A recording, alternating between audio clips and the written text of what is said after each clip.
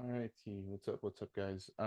So in case you didn't watch this, I would recommend you guys go watch this. This is kind of talking about my bias for the week coming, which is pretty much boiled down to this, right? Which I'm not gonna repeat the entire thing, but we just haven't failed on the potential accumulation, on seeing this potentially go higher. We have not seen this kind of fail just yet, right? Because if we have a technically we have a break of structure here, and although it's a CBOS technically from the overall POV, right? The fact that we have a sweep, the fact that we have internal breaks of structure, and the fact that we are ranging, right, on top of already potentially showing some type of spring effect, some type of accumulation throughout this entire range, right? Then I haven't fully given up on this, and I pretty much spoke about that in this video, in case you guys didn't watch that. All right, pretty much just saying that we're here. This is the same chart. I've been showing you guys this chart for a very long time. So I still haven't given up on it. And although we do have some type of pullback internally, that being the internal major intraday structure, right? That can easily convert, especially with now that we're showing disclosure. We kind of talked about that. Then I'm expecting this to go higher. And if you tune into price now, sorry, here, right, we're kind of we saw some type of reaction, and then today we're seeing some type of bounce. And so I played in favor of the bounce of the POI, right, for pretty much the entire week. And that had already started from the video because we had talked about the EURUSD position here, where we kind of mentioned that if this is to break, then realistically I'm no longer bearish. But yeah, luckily we didn't hit my invalidation. We I did actually get a trailed stopped out of like one of my two positions on here, but the rest I kind of just held. And I have been partialing out majority of the way. I kind of took majority of my partials like around here. So I'm really holding like almost nothing at this point. Especially now if we're seeing this, then I'm not too confident we're gonna immediately go lower. Like there's a very good possibility now that this pretty much everything after this has occurred. And if we compare that to dollar,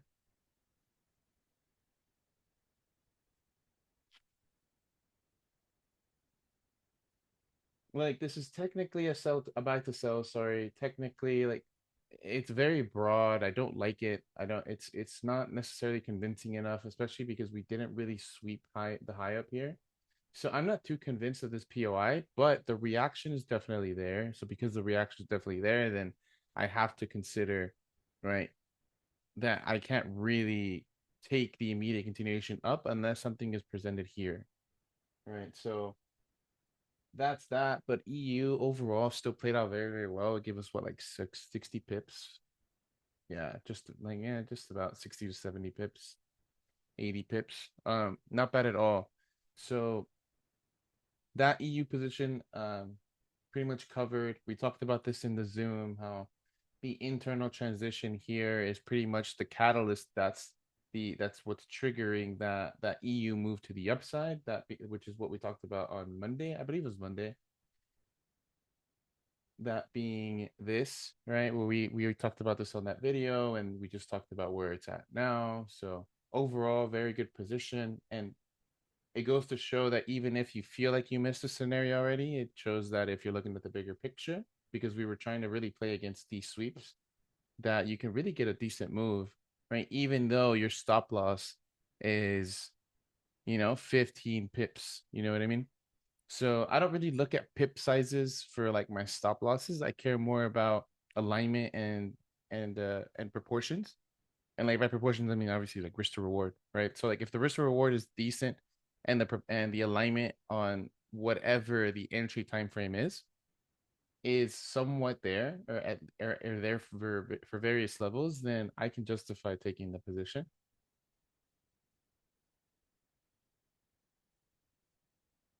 Right, so that's that. This is that original photo. Yeah, it's pretty much what we were playing in favor of, which was the sweep here, internal break, and then the transition internally as well, because there is some that little sweep internally there. So some type of alignment. and this is a very optimistic TP. I know it's a very optimistic TP, but by now I'm really holding almost nothing. So even if I was to hold this, like I'm holding this with like maybe like 10% of my original position left over. So the reason why I said too that I was looking for potentially like this very optimistic TP is that we just don't know what happens after this low is broken. So like if this is to continuously just kind of break through here with conviction, then this could really like free fall. You know what I mean? And if I can catch the free fall at the transition point, and I can prepare myself to see this, right, rather than kind of cutting myself short, even though I am taking partials, right, I'm building that experience to try to get back into holding positions longer, right? So right now, like pretty much break even. Actually, no, I'm like a little bit decent profit, and then from there, if that break even is to hit, cool. But if this is to actually fall, then it would justify my whole reasoning as to why I even held anything to begin with. So it's kind of like a win-win situation. Like I'm not really losing anything, but I'm also potentially seeing a very good learning experience in real time.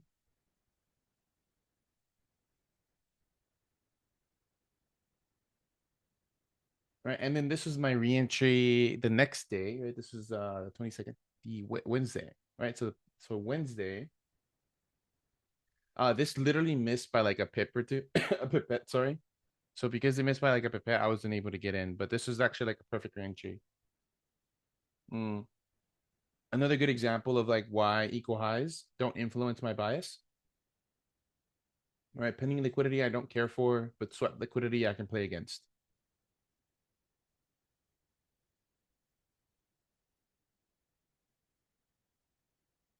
Mm. Okay, this is a GU scenario, I think.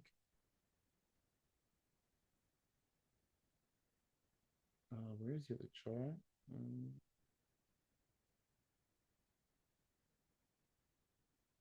Hold on, let me find it, guys. I have it. I have it right here.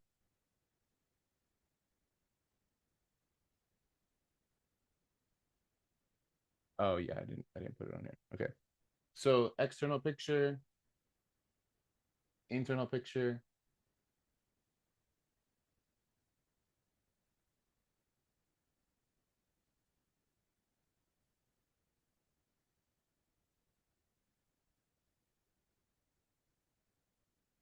Hmm. Oh well, okay. Well, we'll just show you guys that. All right, internal picture, external picture, being around here somewhere here. All right, so external picture. This is very similar to like the EU scenario where this is kind of dictating the move that I'm looking for. So from the medium term POV, like there's a very convincing sweep, and this is bullish. We have an internal sweep and we have a substantial break. And yes, there's a gap, but like the gap doesn't matter, guys. The gap does not matter. I don't care to trade closing the gap. I don't care to trade. Like this doesn't really matter to me. But I will say I will typically like to stay away like from price if it's like here. Even if there's a buy scenario, I just don't want to be swayed by the fact that, oh, let's take this buy position because maybe we can close the gap, because that is just irrational to me. I've never seen any legitimate source of data that price has to close gaps, because there's gaps that have been open for a very long time, because all the gap is like price action that occurred during the weekend. And just because it's over the weekend doesn't mean that the data is invalid, you know? So it means something. That's why it happens. So I'm not gonna completely discount it. So playing in favor of closing a gap, I don't care for, but I ignore the gap and I kind of just pretend that there's something there. And I think there's like an indicator as well that like closes the gap with like a candle or something. I don't know, I'd have to find it, but pretty much sweep, internal move, and there's the internal sweep, internal POI, which we can see here, right? So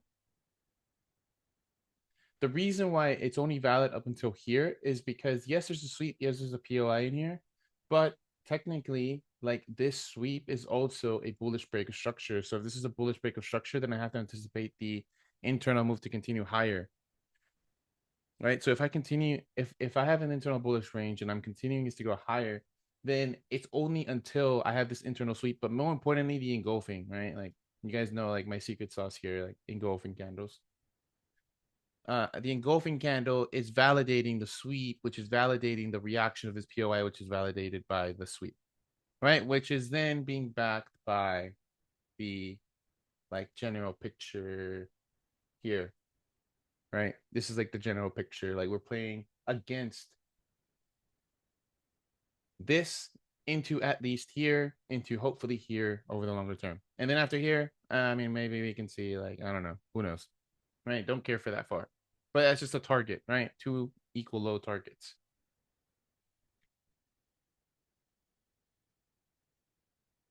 No, go back to this. So yeah, this one, let's actually look into this one. This one I broke even on. Yeah, I broke even on this one. It's just super choppy. Like if you guys ever see things like that are super choppy, there's usually like a reason, and and it's dependent on the cross that you're trading. So like, yes, like we had the sweep, engulfing, perfect entry. I'm like here, lit. You know, like we're good. We're gonna hit TP1. Like I'm gonna take a partial and hold this till this dies because my bias is correct, right? Unfortunately, no, that did not happen. We failed to break a low. We then had this internal reaction. Then we had another bearish move. So once we had this bearish move, I'm just like, you know what? I'm putting my stop here. I put my stop here once we were starting to go lower because I'm like, okay, like this is a very impulsive move.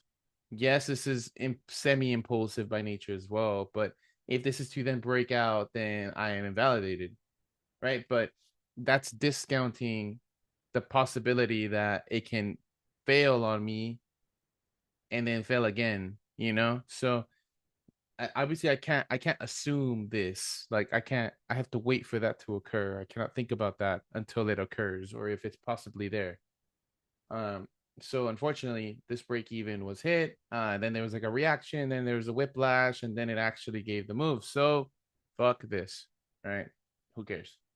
But if you guys do want like a reason, like it's very, very simple. Like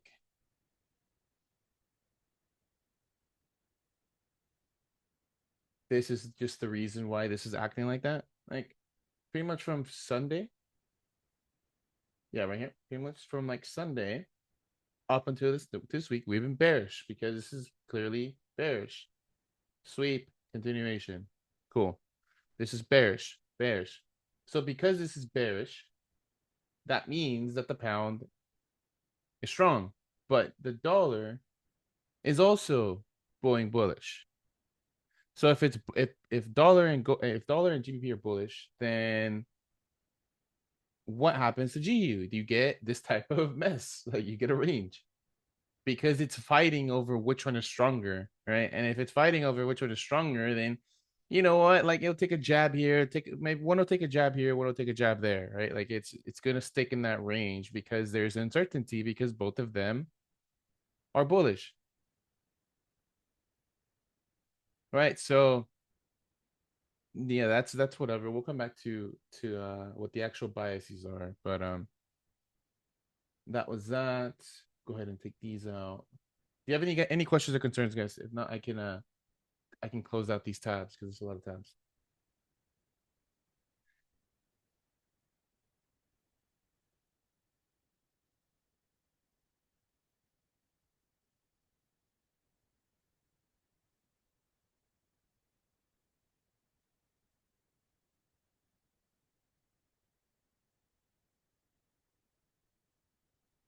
No questions, no concerns with this, or everything so far. Hmm. All right, let me close these tabs out.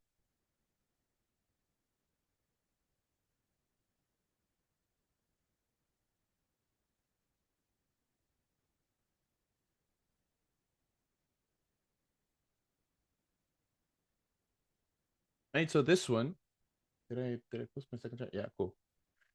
Um, Euro and GBP at turbulence points. I used them and got bullish trades today. How will you get the position to hold that low? I don't know what you're talking about, bro. I have no idea what you're talking about. You're gonna have to show a chart, but I have no idea what you're talking about.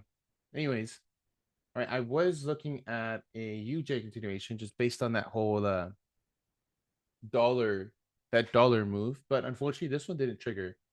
Like I was hoping to see like either this sweep and hold or just see some type of internal break to the upside. Why? Because we're still technically bullish, and although there was technically a sweep here during Asia, um, I'm still betting on the fact that this is going to continue in the original direction that it was already going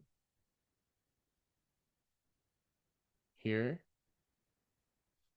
Right, so I'm kind of seeing this as like a big channel. So I was hoping for the breakout to pretty much get us back up into here. And unfortunately, that one, it ended up going way beyond my POI.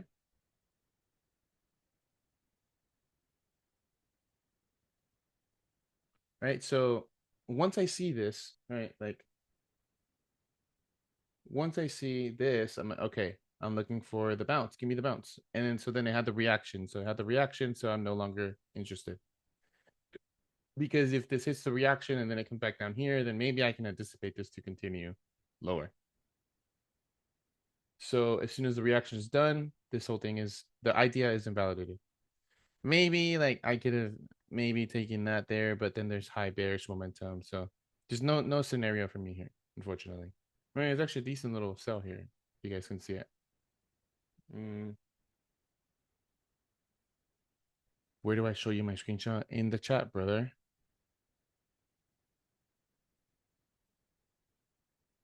In the Zoom chat. Like, um, well, yeah, that one, no trigger on that one. Oh well. I feel like I was kind of reaching on this one anyway, but it's okay. And then these two, right? This is my one loss of the week. I'll start with NU. All right, I was really just betting on this like whole dollar move to the upside, right? Like this is like Tuesday, right here. I was really betting on this on dollar to really just jump, and that would kind of give me the catalyst across like all pairs. And if I see a setup, I'm gonna take it. So here on NU, internally bullish, right? We have internal continuation. There's a break there, right? But obviously this is an internal transition, but in overall CBOS. So if this is overall CBOS, then I have to anticipate this to go higher. So if this is to go higher, then it would break here. But then it's until I saw this internal transition that I validated this as unwillingness to break the high. So then I'm gonna take the move to the downside, and I took the 70, but there's also like a inefficiency fill here. So if there's an inefficiency fill here, then I can potentially take some drawdown and then see this go lower. But what was pushing this position was the unwillingness present here. And that one, I think went straight to stop. Like this one was a bit annoying. This I didn't find a way to enter on this one. Yeah, right. So you see, like it was kind of wanting to react, and then it went for equal highs here. So this is a good example of seeing something kind of fail and then immediately fail again, right? Because my scenario is 100% valid. There's a 100% right a bearish range here, and I am anticipating this to go lower.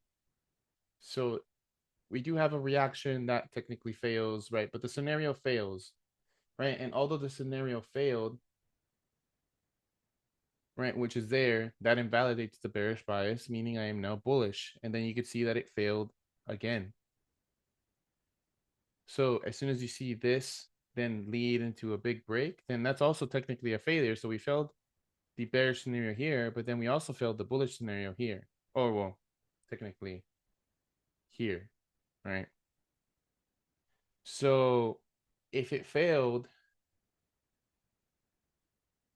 both ways, then I could technically go back to my original bias. But by the time that is there, like I don't have an entry, right? So I did take the loss here and that's fine. But the inverse of this was that I also took AU.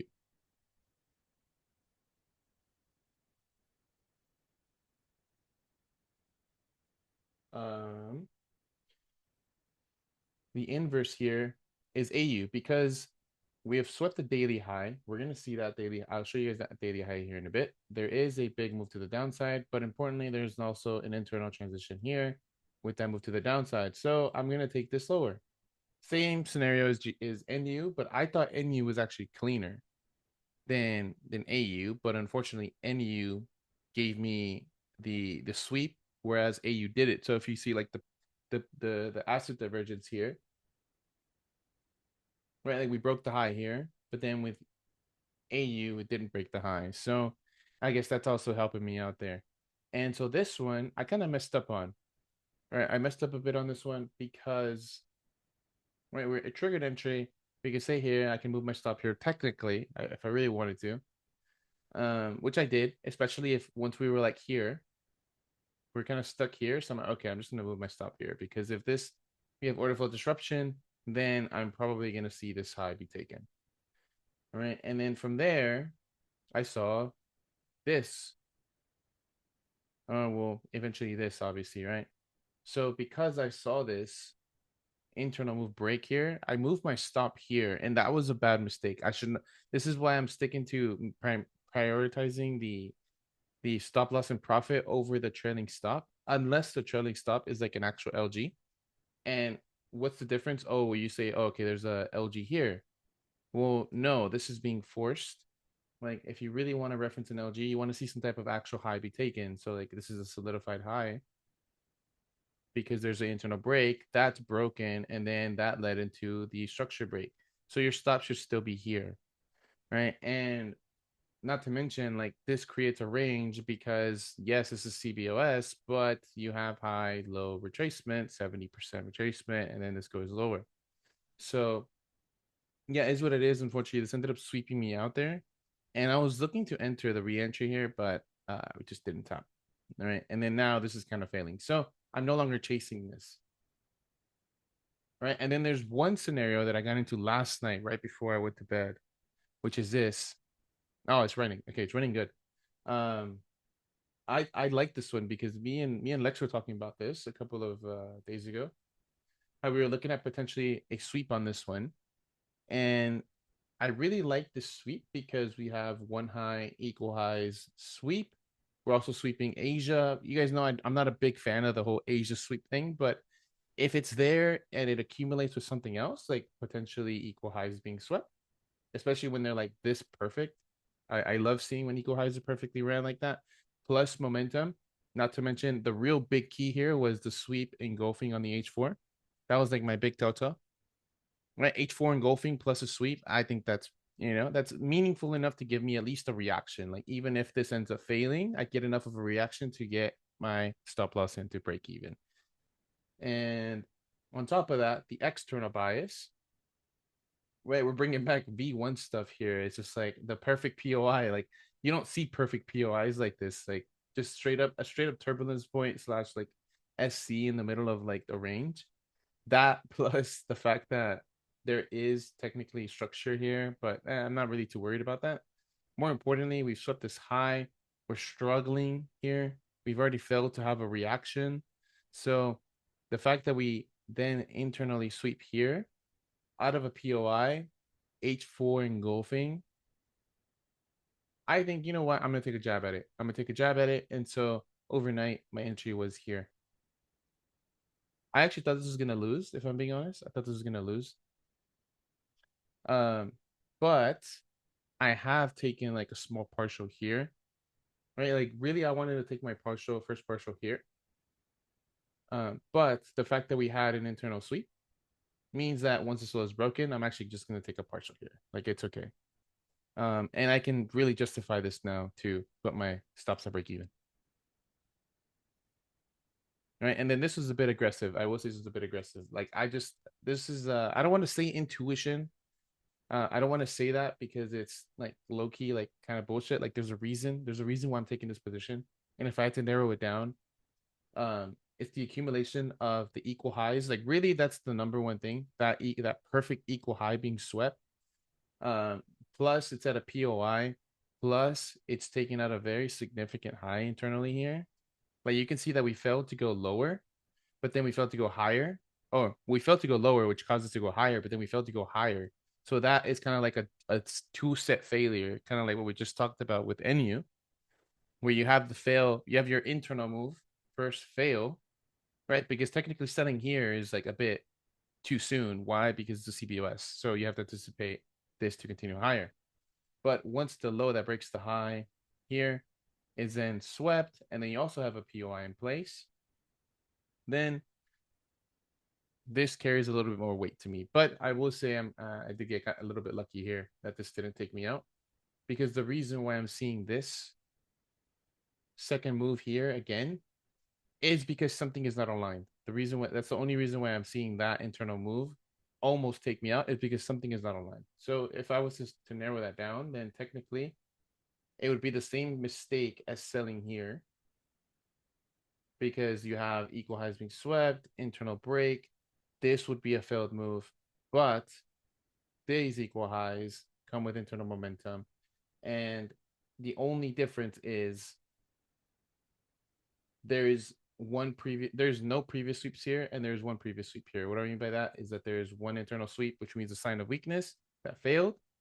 But now it's this plus this on the second scenario, which means that we failed here, which means that we're slowing down, and then we failed again. So then we had the transition downward.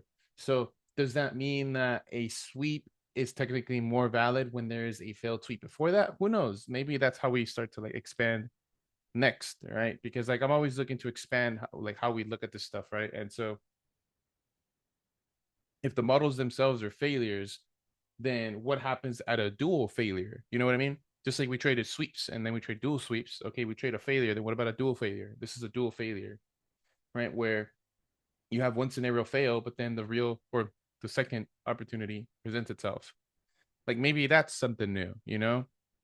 Um, but yeah, that's kind of in play right now. I'm probably gonna move my stops to break even after this call. Um,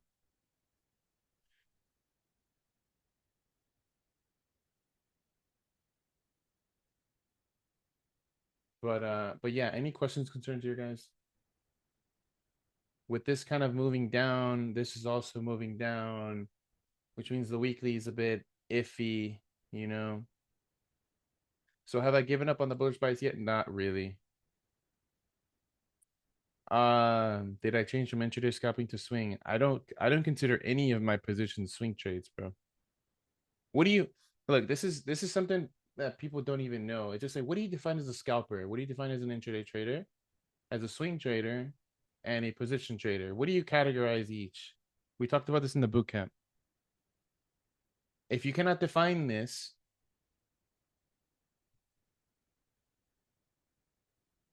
if you cannot define that, then it's a bit difficult. It becomes a bit difficult to figure out what you're considering yourself. Yo, Raihan, chill, bro. Chill. Like, I will get to your questions when I finish the lecture. Chill. Or else I probably won't even answer it. Like, I guess looking at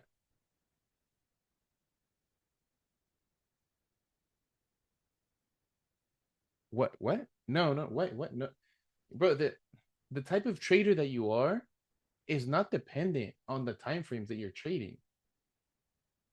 That's not that's this is irrelevant. Well, I mean, not fully irrelevant, but it's for the most part irrelevant. A scalper is someone who holds X amount of trades for X amount of time. Intraday trader holds an X amount of trades for X amount of time. Swing trader, X amount of trades over X amount of time. Position, a position trader holds a position for X amount of time on average. And most people cannot answer this. And if you cannot answer this, you cannot consider yourself one of the two. You'll kind of just be switching. So, like, could I say I'm like a hybrid? Maybe, but like, I don't really care for that.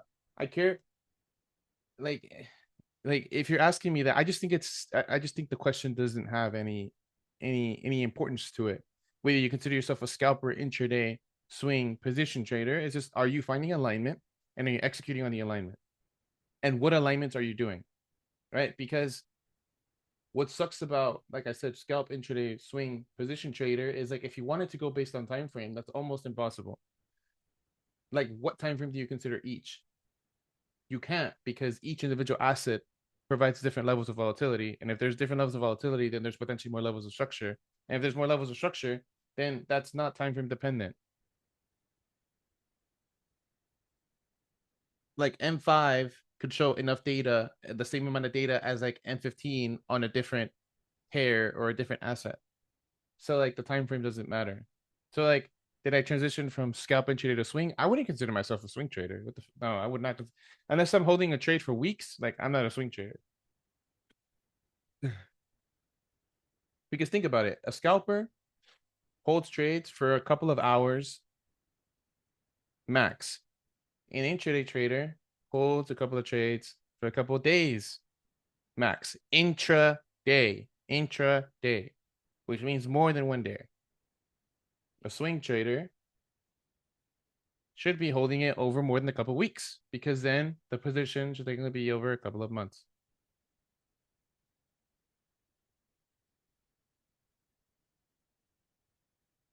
Because if I change this to like, oh, a swing trader holds for a couple of days, then the discrepancy between swing and position is pretty high. It's paradoxical in a way. No, I mean, what's paradoxical?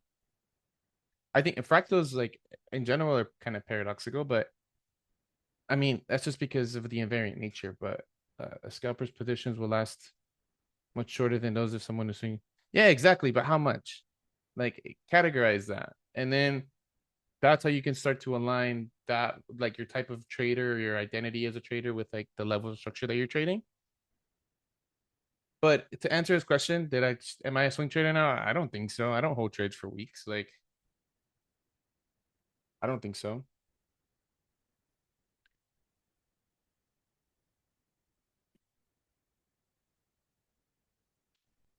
But yeah, any questions or concerns on that?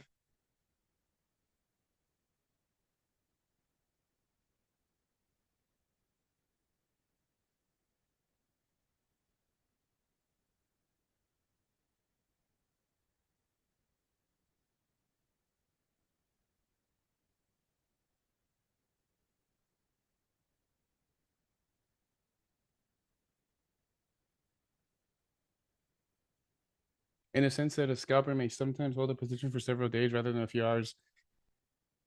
Yeah, I mean, I guess just don't give yourself a title. But to be fair, I don't know many people that are like predominantly scalpers that are then holding a trade for a couple of days because it goes against like what they already do. So how do they not like they'll probably have a lot of anxiety with holding a trade for a long period of time. Like I'll probably have a lot of anxiety if I wanted to hold a trade for a couple of months now, even though I might have used to do it. My average now is like a couple days max. Like I usually try to be in and out within the day, which is kind of technically still making me a scalper.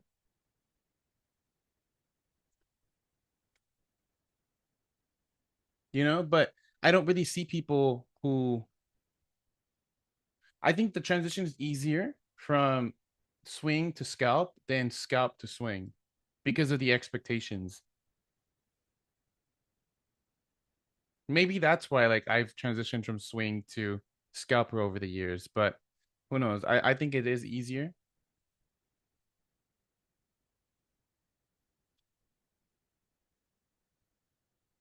But yeah, I guess to answer your question, yeah.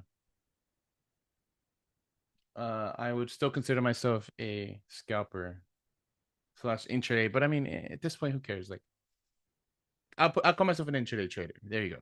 Whatever. I don't think it's that relevant. All right, let's see what this guy is like wanting to send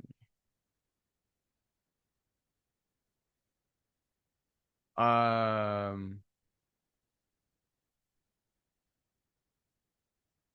these are not valid. This one already tapped, and this one already tapped. So these are invalid. I don't trade a zone that's already been mitigated. You're kind of just guessing here. You're looking for a reason to justify why this move went up. And I'm telling you right now, it does not need a justification. Why did this move here occur? Not because of this. Like, at least not based on what you're showing me. And like we didn't even sweep here. So like, why is this happening? Because of this. This is the reason why this is happening. Because this break after this solidified high is broken is telling me that we have failed to continue lower here from this high to this low. This is showing me unwillingness based on, or technically structural disruption based on that internal range, which is now in alignment with potentially this. But then because this is breaking, it's showing a solidified low here technically from a bigger scale than this. So level 1, level 2, and then you could obviously consider this entire leg level 3. And then obviously the full range is level 3 too. But this, you're looking for a justification as to why this broke. Well, your justification is in the price action, not this. Who cares about this? Like, who cares about the perfect entry? You care about the transition. The transition is what tells you everything.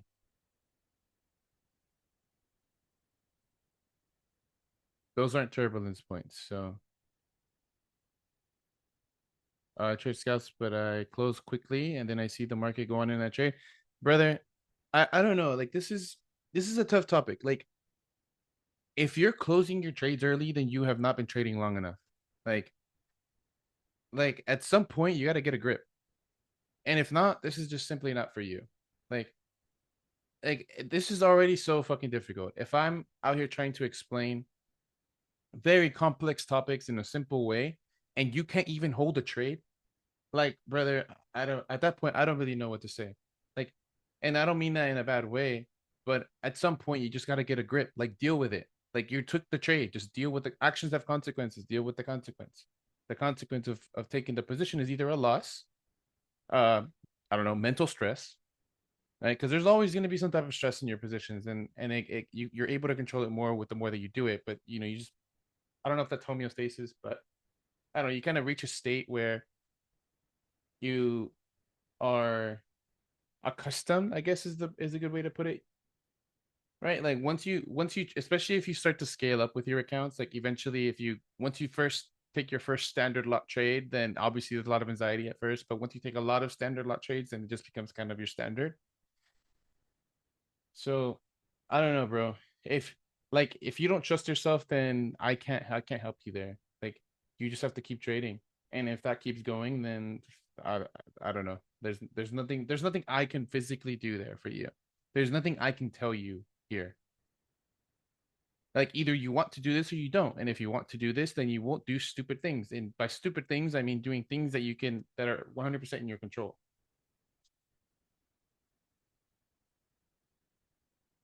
The only things you can control are executing, when to execute, and then managing the position. Those are really the only things you can control here. When you're looking at the chart, when you're eyeing a position, right? Executing the position and then managing the position. Like, if yeah, if you like if you took the risk, like, you've already accepted, if you already took the position, then you accepted the risk. Holding overnight should not influence the idea. You were kind of wrong all along. I mean, being wrong is relative. Because I mean, I think it's the hardest part is to, like, control when to take a position, when to manage the position, and then the risk management. Like, all of that, as soon as you have all of that under your control, because that's the only things you really can control, then you can really start to work on, like, the model side of stuff. Because how can you test if a model works for you if you can't even hold the position as you're meant to? Like, that just sways all the data. That just sways everything. And the data's already swayed to begin with. So, like, if you're gonna hurt yourself,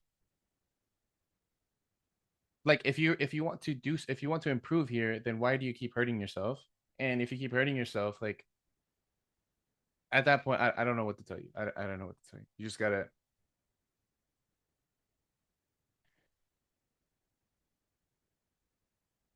you closed at this high of yesterday. Okay, so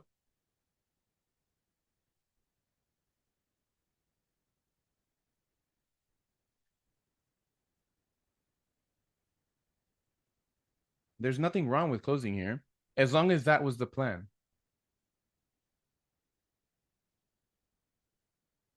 But yeah, anyways, let's get into case studies, guys. I don't want to delve on this too long.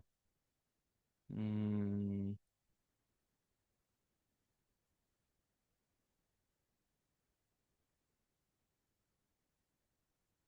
oh my gosh, what the hell?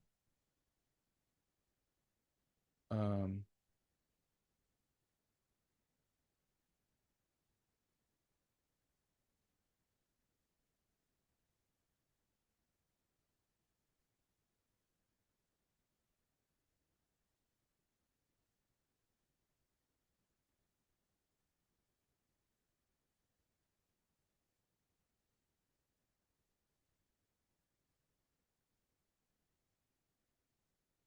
mm,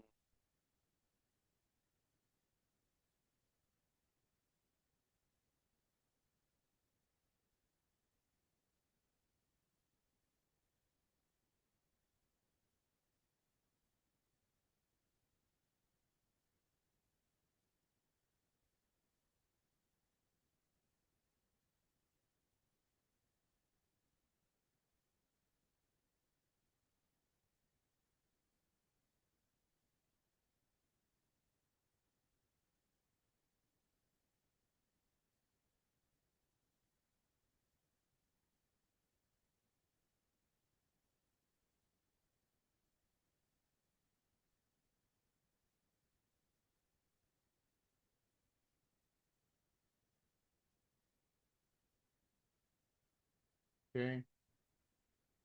Uh, that gap. I don't like the gap. The gap's throwing me off. This is exactly what I said with the gaps. It's like I don't want to take a position and then try to add on the fact that there's a gap that could potentially close. But the setup itself, I mean, it's not. Yeah, it's not bad. Like you have internal sweep, break, um, and then a move up. But the issue here is this and this. That's like the only problem there.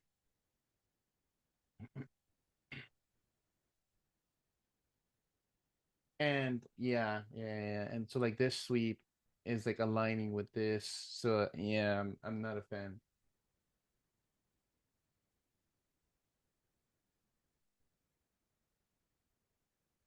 Yeah, you see? No, not a fan.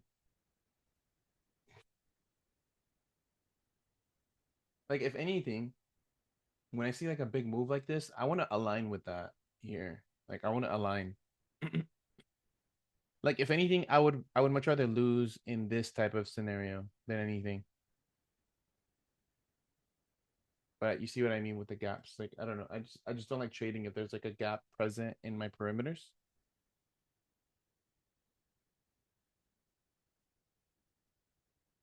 Mm. Okay, this is a little better. I would like to see this sweep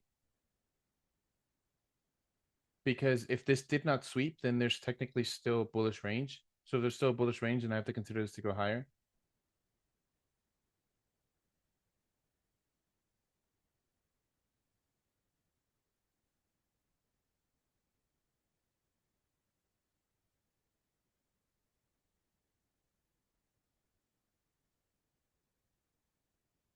I mean, the external is kind of lining up. Yeah, this is good. So let me see where the actual position I would like is for the bearish scenario. You see, like if this swept, then it's a different story, but I can't see if it swept or not. But if it didn't sweep, then this would still be bullish technically. So the I don't see a position I would have taken here. No, I wouldn't. Okay, it did sweep. Okay, good. Then yeah, then if it did sweep, okay, then that's different because the low that went to the high broke. So then that's good.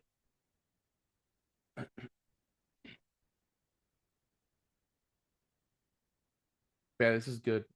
It's just then I wonder how you trail this. Like, do you trail this? Do you break even? Like, I don't. I would like to know how you manage this. This is pretty choppy. This is kind of why I don't like trading gold.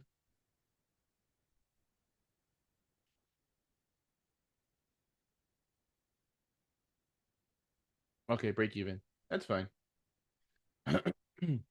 Like personally, I like to I would trail to here until like this occurs or like this starts to break through.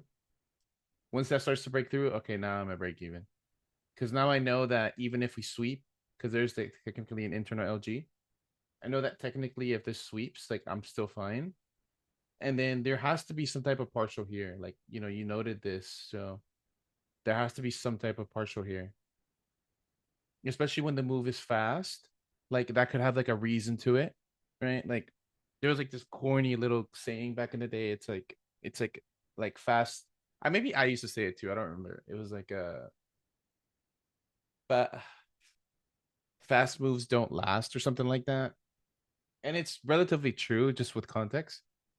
So like whenever I see a big move or like I and another way to put it is like if your trade is good is it looks good enough for you to screenshot, you should probably TP or take a partial. That's like the other interpretation of it. Like if your trade looks pretty enough for like a screenshot, like just take a partial.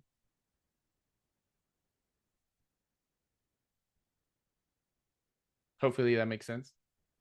But yeah, you definitely have to secure something here. But I would probably trail to here up until like this point.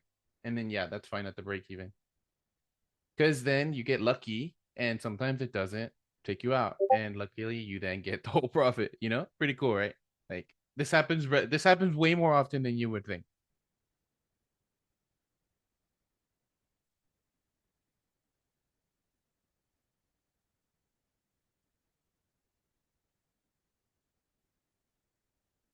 But yeah, this is nice. Nice.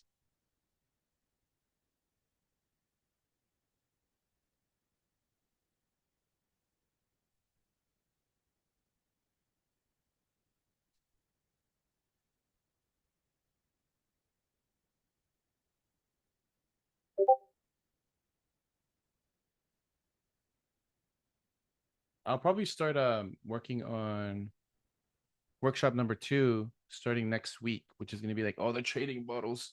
So I'll probably start working on that like next week.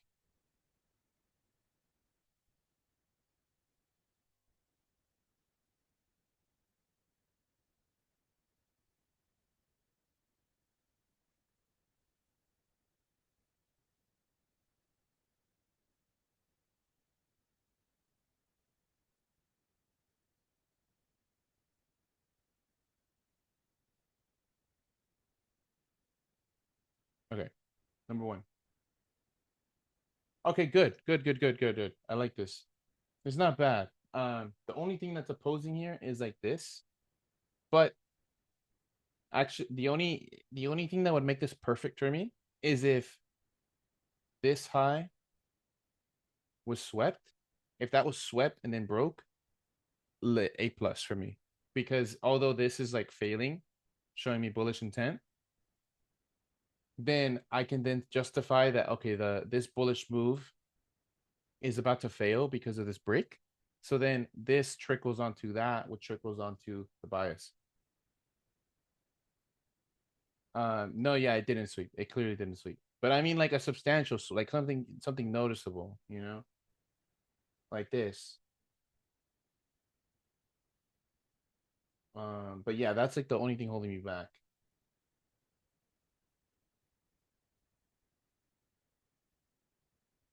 Good. Yeah, sure. Uh, yeah, but this is good still. So, like, in theory, like this technically failed. It just doesn't show it in the solidified points yet. Slash, it did, aka didn't sweep and then didn't fully break. But the idea is there. It's like this is a good idea. I like the idea.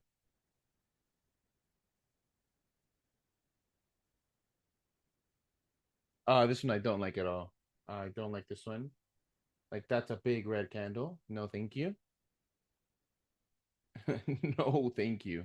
Yeah, this is no thank you. I'm seeing this going lower.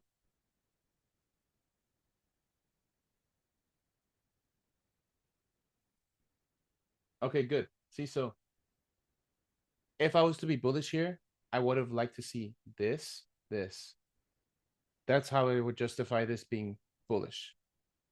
But yeah, you can see like this is the reason why I wouldn't want to buy. Like You could even see here is a little transition, maybe like on M5 and 3. But yeah, I would not have bought here. Like you're kind of trading the internal move. And there's even reasons to align with the external, so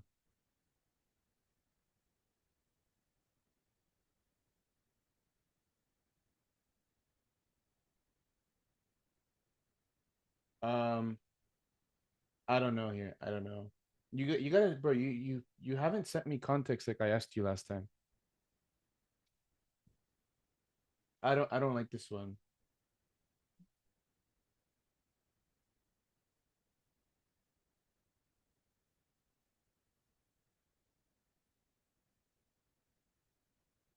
Okay, fair. This is fair. I see the idea. There's unwillingness, but more importantly, there's a sweep. So I'm not opposed. But like I said, I need more context here, bro. Yeah, I need more context here.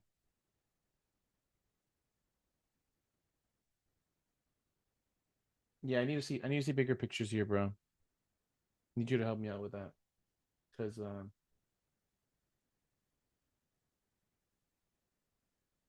yeah, bro, and like let me ask you something. Are you stuck on the M5 here? No, don't take a wider screenshot. Give me a different time frame, bro. These guys, like you see a lot of the guys here, they give me like M5, M1, M3, M15, H1, but then they zoom out. Like I feel like you're only using this time frame based on the screenshots that you're showing me. And if that's so, that's also why like you could even see me like I get a little confused if I only have one time frame to reference because I can only go off of limited information.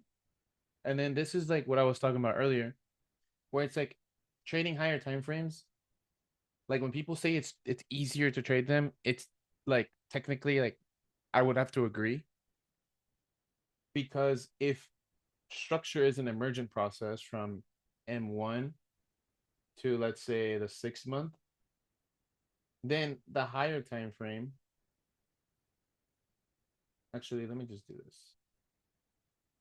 So the higher time frame, lower time frame, right? If I'm dealing with levels of structure and levels of structure begin at M1, then if I have a higher time frame, then I can cut off the amount of levels that are relevant because I cannot see M1 structure on like H4. You know what I mean? Like I can't see level 1 M1 on H4. So therefore, if the higher time frame has access or has a smaller amount of levels that are relevant, then I have a smaller amount of combinations. Meaning, if there are 10 levels, let's say there's 5 here, right? And out of these 5, then there are X amount of combinations for biases, right? And let's do the math. I'll show you guys the math just so you guys, I think I've shown this before. B.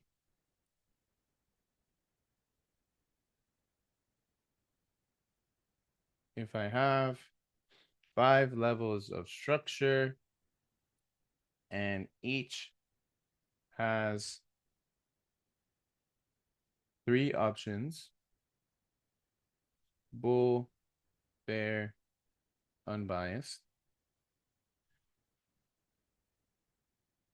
How many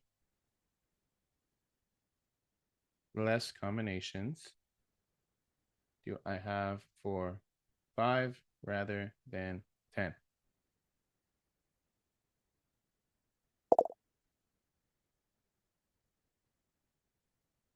You see? So like if there's 10 levels of structure, there is so many more combinations than if there was 5 levels of structure. But like on a higher time frame, these are irrelevant. But this is all because the M1 is where level 1 begins. Therefore, it's an emergent process. So like point is, if you're only giving me one level of structure and it's a smaller time frame and you're only looking at one level of if you're only looking at one time frame and it's a lower it's like a lower time frame level or lower time frame, then you're like the odds are really like against you in almost every possible way. So if you want to trade the smaller time frames, then you need alignment.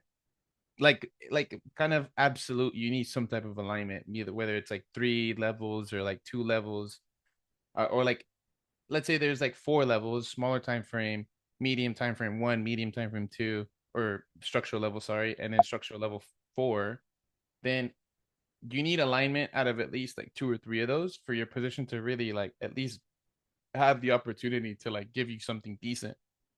Hope, does this make sense? Like, am I making sense here? Does the math make sense?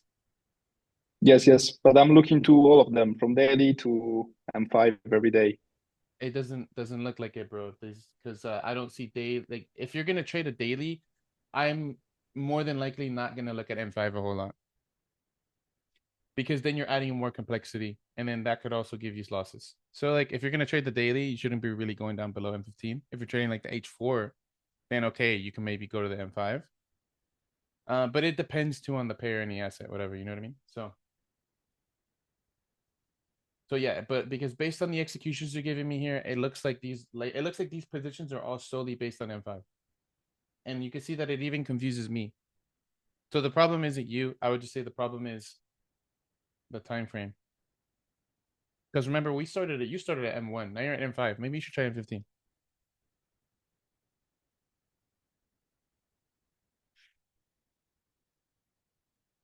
I think that's it there.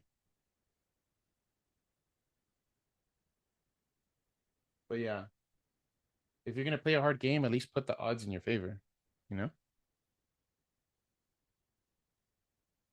This is what I mean. You see, you gave me 4 charts. Like, I can see a bigger picture here.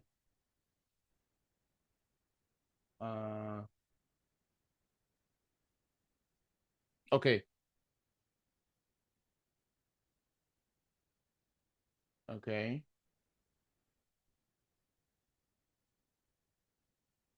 Mm,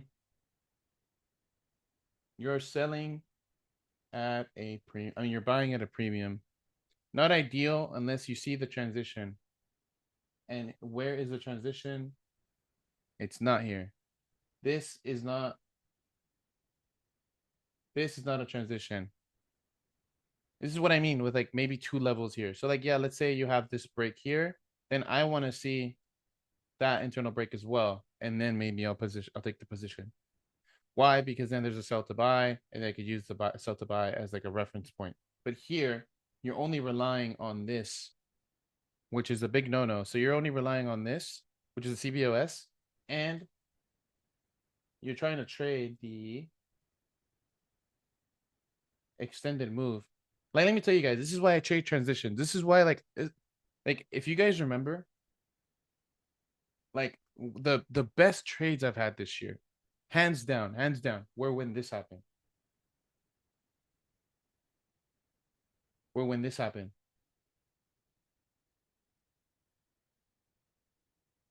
Right? Like EUGU, if you guys recall, GU was a better one. But once we swept these daily highs, and then we traded against them, those were the best trades ever. Why? Because they are transitions. So if they're transitions, then it's easier to note, right? That it's easier to note the direction, because this is usually where the moves begin. So like my odds are in my favor because I'm sweeping the daily, even though I'm trading the M15 internally, but the move is overextended, right? And I'm trying to sell I'm trying to sell at a premium. Those have been the best scenarios. You know what I mean?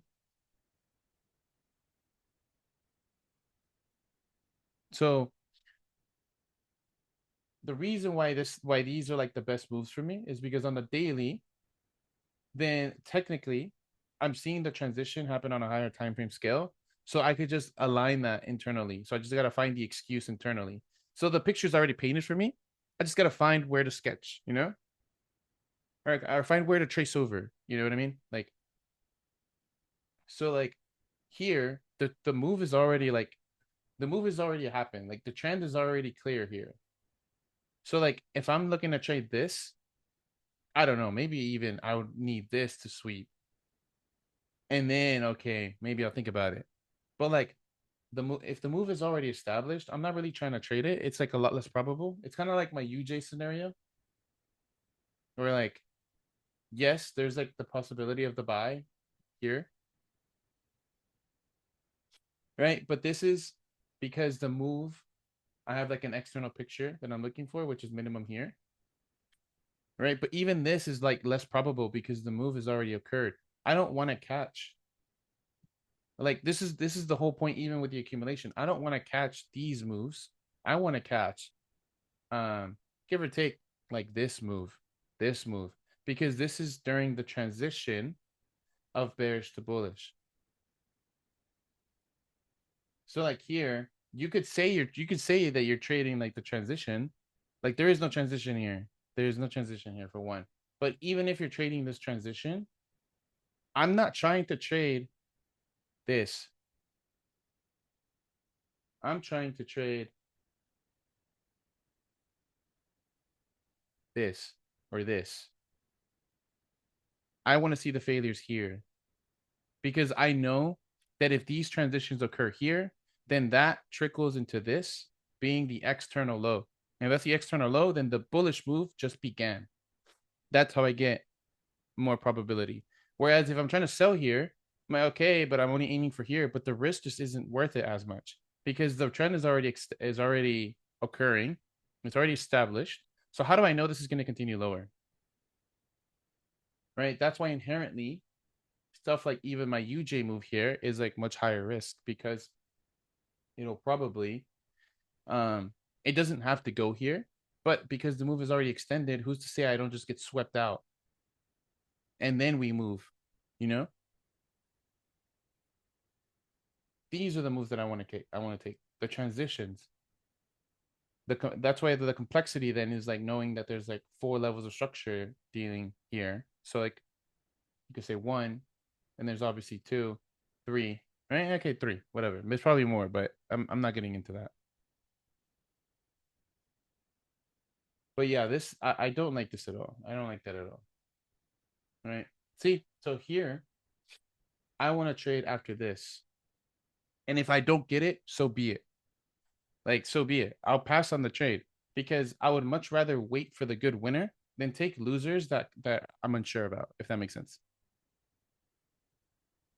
See, like here, I would need for this to go lower, or there's even depending on like the levels of the amount of time frames that you're aligning here, then you could even use the entire thing, or you could use this entire thing. But it also depends on like where the bias is coming from. So, like, yes, it's a winner, and I'm not saying it's a bad winner, but I'm just saying that I would rather want that. And then, go from there. Like hell, even this is like technically fine, but this would be for an immediate target. Um, like I mean this in terms of an entry, like just the tap back, not in terms of scenario. But yeah, it's just like for example, like EU, right? Like this is why I'm wanting to check these trades. This is why I'm taking so many more positions this week, and I haven't even taken that many positions over the past 2 weeks because we're just kind of continuing. So I find it a bit weird to want to continuously buy in the same direction or go in the same direction. Like my sell here, if my sell works, then if this breaks, that's why I can then justify this later on. But if this breaks, then that justifies slash validates the bullish to bearish,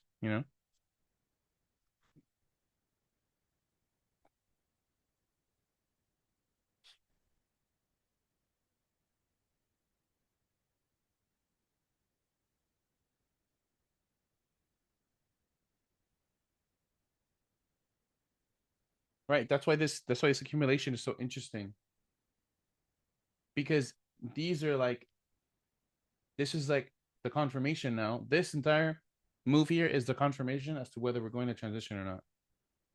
Like if this breaks through the low substantially, then I'm aiming for this low probably. But that kind of starts to invalidate my entire bias.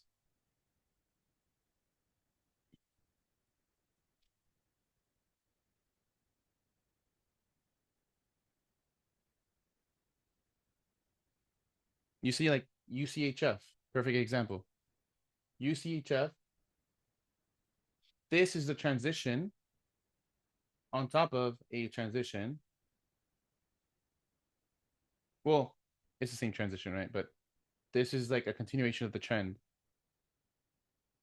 But I'm taking these moves here because these can really like pay off in the long run if they're aligning properly. you know?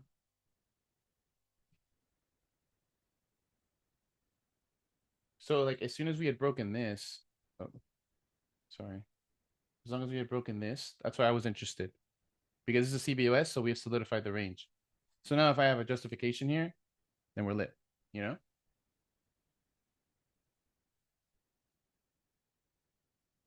Oh, this one actually didn't go here too. I wasn't looking at this at the time. So let's actually try to figure out why I would not have taken this. Like I'm trying to think of the thought process why I would not have taken that. I think it's because when was this? Thursday at 12.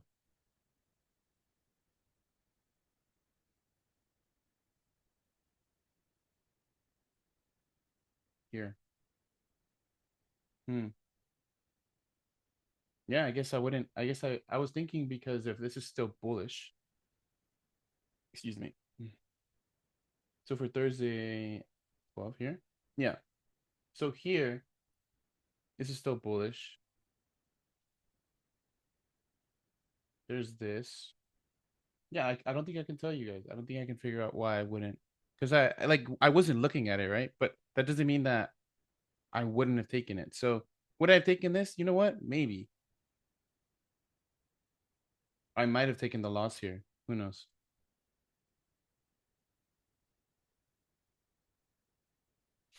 But yeah, I guess it was lucky. I just wasn't looking at the chart this time.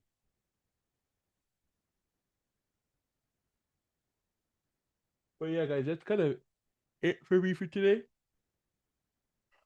Ugh. Let's see how this reacts for like the rest of the day.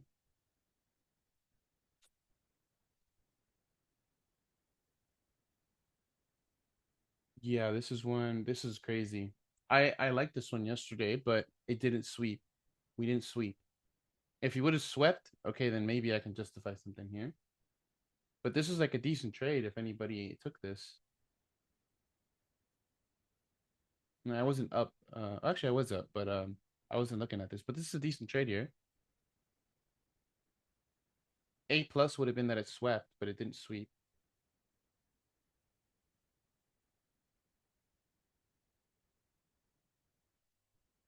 So internal transition, CBOS, high low.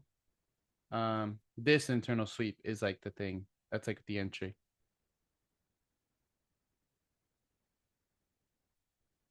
But yeah, this is decent, not bad. This is decent.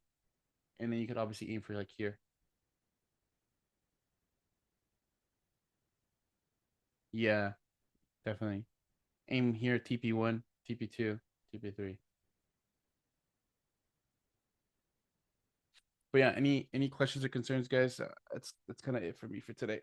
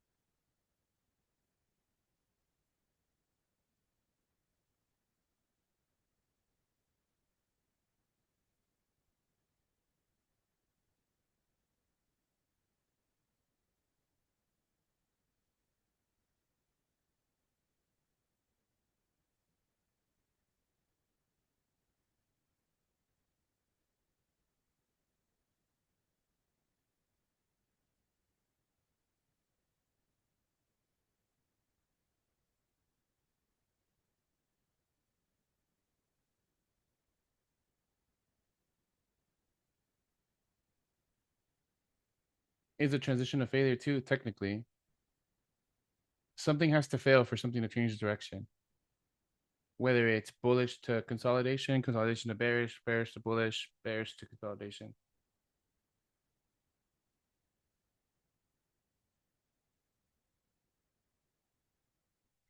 And the failure is like unwillingness or a sweep.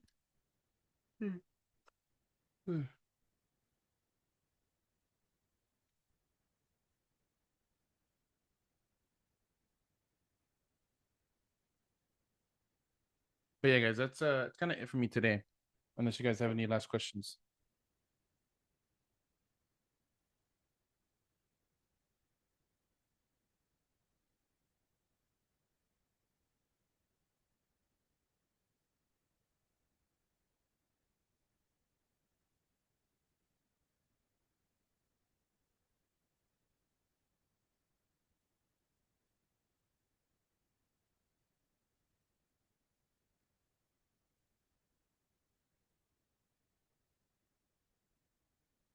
Cool, guys. I'll see you guys next week.